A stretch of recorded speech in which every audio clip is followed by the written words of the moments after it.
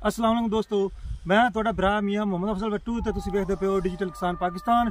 मेरे किसान वीर भराओ, आलू की फसल तो बाद मक्की की तैयारी है ते मेरे नाल मेरा कज़न जफर भाई ते जफर भाई जानी पहचानी शख्सियत ने ते जफर भाई तो पुछने हैं भी हुण किहड़ा बीज इस्तेमाल करते पे ने मकई का जिहदा झाड़ भी ज्यादा होवेगा ते खाद किन्नी लांदे पे ने ते खाद जिहड़ी ब्लैक च भी हाली मिलती पई है कि इस बारी उन्होंने DAP कंट्रोल रेट ते महकमा ज़राअत ने मेहरबानी फरमा दी है, क्योंकि बार बार पोस्टां उन्होंने आ रही ने महकमा ज़राअत दियां भी कंट्रोल रेट ते असीं खाद मुहैया कर रहे हैं तो बड़ा तगड़ा ऑपरेशन करते पे हैं।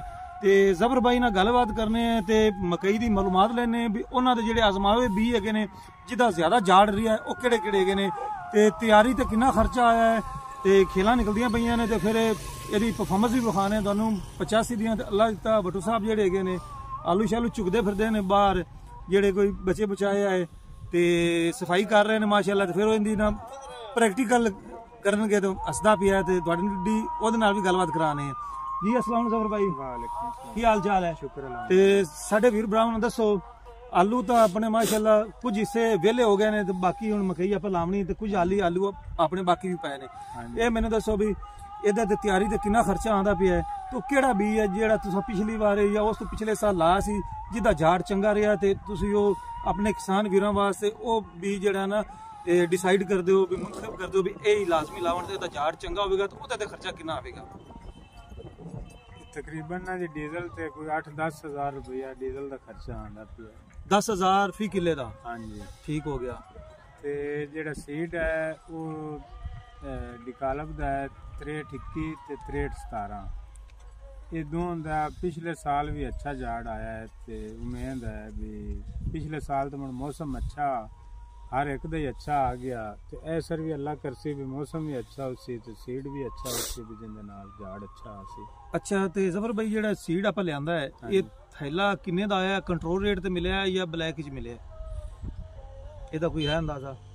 ये जेड़ा 6321 है वो 18,500 दा ते 6317 17,500 दा मतलब असल कीमत महंगा ही मिले कीमत दा। हां जी, उनदे तो बुकिंग रेट तो महंगा ही मिले।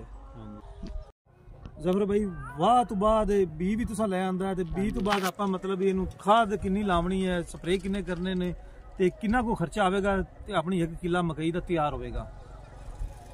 तकरीबन ना जी एंड तिकन 1 लाख दे हेठ उत्ते जा मतलब खर्चे पै जांदे ने सारियां लेबर दे ते पेस्टिसाइड दे स्प्रेवां दे 2 दवाइयां भी लगदियां ने। अगों हुण स्प्रे इवें है भी जेड़ा है सुंडी जेड़ी फाल आर्मी वर्म वो चुंडी ने छड्डी भी यार निकले ते टैंकी लाए ते विच सही मतलब लहरां दे विच वो असर नहीं भी जेड़ा कि आपन हुण सुंडियां 2-3 किस्म दे इन्हां दे ही नहीं कंट्रोल पे हुंदा शुरू तो लाए ते हुण तक काबू नहीं आंदियां भाई, काबू नहीं आंदियां पियां। महकमा ज़राअत वाले जेड़े नुना वादा टेल लाई खड़े ने ते अजे उन्हां इस चीज का भी नहीं पता लगा भी ये सुंडी असल मर्दी केड़े स्प्रे नाल है या केड़ी दवाई नाल। अच्छा तो खाद अपन वैसे जनरल दस तो भी घट तो घट किन्नी पावनी चाहिए है ते ज्यादा किन्नी पावनी चाहिए, DAP किन्नी, यूरिया किन्नी? ये जिवें महकमा ज़राअत आंदा है वो तां आंदा भी 2 बोरी DAP 4 यूरिया 1 पोटाश ते लेकिन आपने तो हमें नहीं अखराजात ते अपड़ा जांदा भी खाद बड़ी महंगी है। आपा लाने 1 बोरी DAP जी ते 4 यूरिया ला लेंदे या 1 नाइट्रोफास 4 यूरिया ना 3 यूरिया ला लेंदे ते पोटाश जेड़ी है वो उत्ते दूसरी ला लेंदी है SOP जेड़ी पाउडर वाली है वो ला लेंदे ते इहदे नाल उम्मीद है भी 100+ झाड़ निकलेगा इंशाल्लाह। ते खाद दा कोई कमी बेशी हुई है झाड़ या दूसरा रेट है या उस तरीके ब्लैक मार्केट सीजन है ऑफ ना कणक नूं लगदी पई है ना मक्की नूं ना पट्ठियां नूं किसी चीज नूं नहीं लगदी पई। ठीक हो गया। हुण आपन तकरीबन 10 तो 15 दिन बाद खाद DAP चाहिए है, मुड़ तो हफ्ते बाद यूरिया का काम स्टार्ट हो जाना।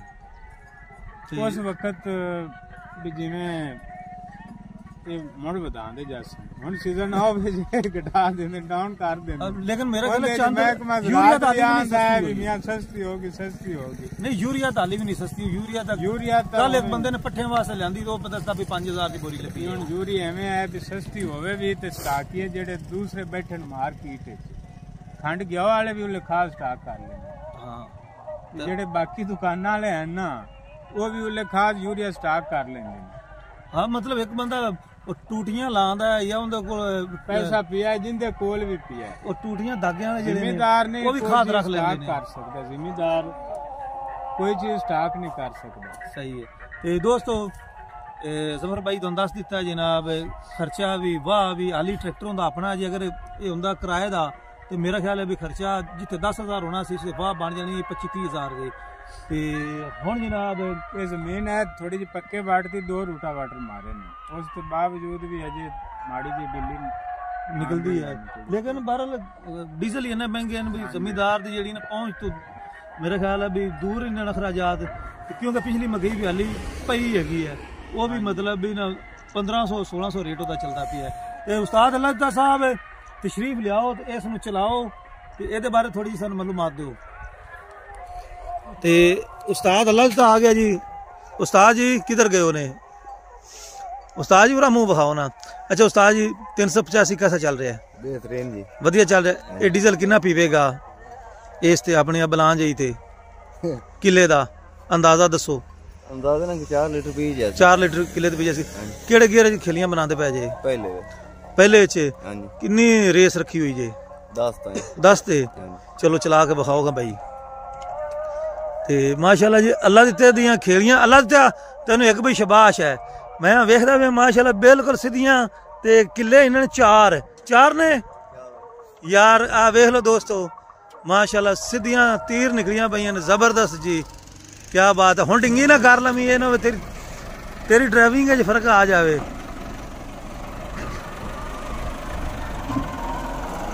बेड शीपर है जी ते माशाल्लाह जबरदस्त जी क्या बात है।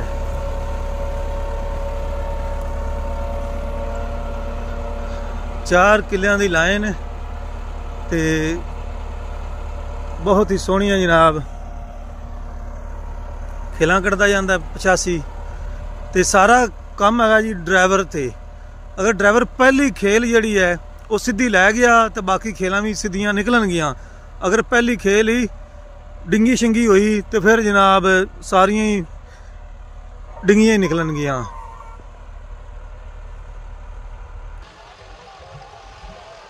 तो दोस्तों उस्ताद अल्लाह तो वापस आ रहा जी फेरा मुकम्मल करके तो ये पुछने हैं भी इन्हें इन्नियां सीधियां जड़ियां ने खेलां कोई धागा रखा है या बस अंदाजे ना ही पहला फेरा लै गया है।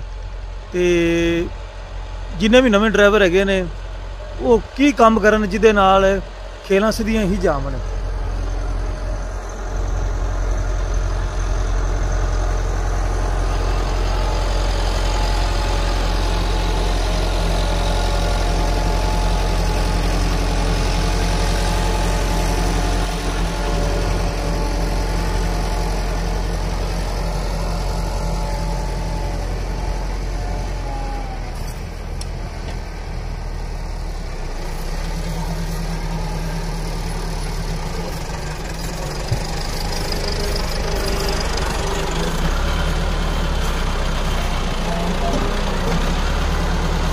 अल्लाह का भाई 2 मिनट टाइम देवे।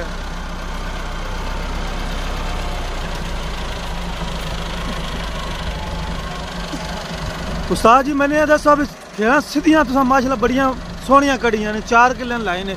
ये जेड़े नवे ड्राइवर है उन्होंने की कहोगे किवें इस तरीके सीधियां कढ़ सकते हैं?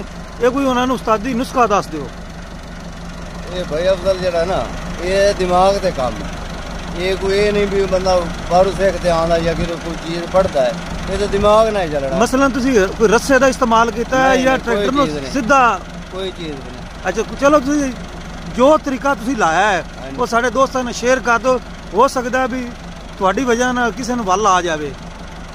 भाई अफजल जदों भी काम शुरू करना है ना बनना डिंगा सीधा एक साइड तो शुरू होना है। अच्छा पहला गेड़ा जिदे मर्जी जावे डिंगा जावे सीधा जावे जो होवे वो ले जाना है। उस बाद दूजे तीजे फेरे आपे गेड़ी सीधी है ड्राइवर ने खुद करनी है। तुसी मतलब वो परली वाटर सीधा लाया है? नहीं वो तो मैं गेड़ा एक छड्डा है क्योंकि विच पाउणे बनने। अच्छा इस बात इहदा मतलब है तुसी एक साइड तो छाड़ के सीधी तीर कड्डी है। अगे की निशान लाया ने भी वो दरख्त खड़ा है या निशान लगाई है?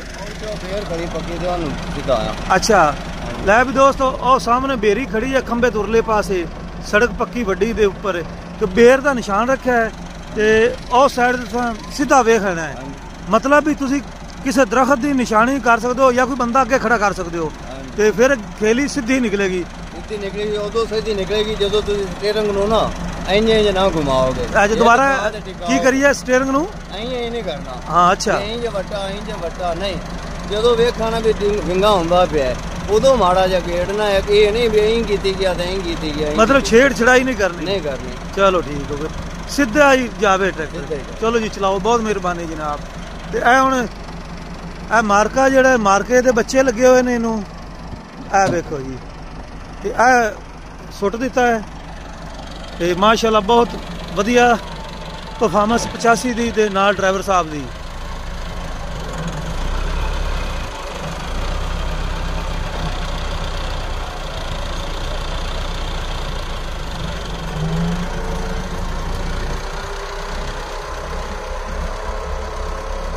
तो हुण मैं अपने वीर भरावां तो लेना इजाजत तुहाडा भरा मियां मोहम्मद अफजल बट्टू अल्लाह हाफिज पाकिस्तान जिंदाबाद।